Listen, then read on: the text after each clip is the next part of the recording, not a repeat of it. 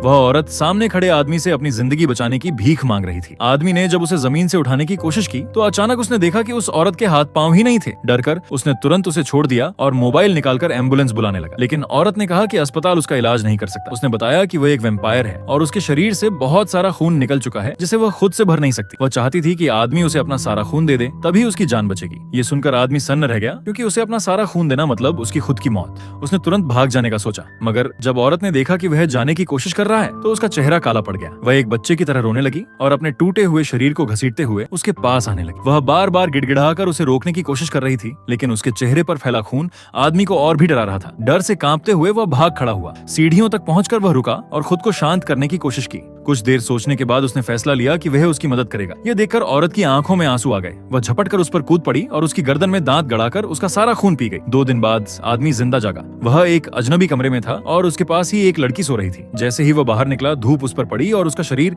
आग की तरह जलने लगा। दर्द से चिल्लाता हुआ वह आग बुझाने की कोशिश में दौड़ा, लेकिन फिसलकर ऊंची इमारत से नीचे गिर गया।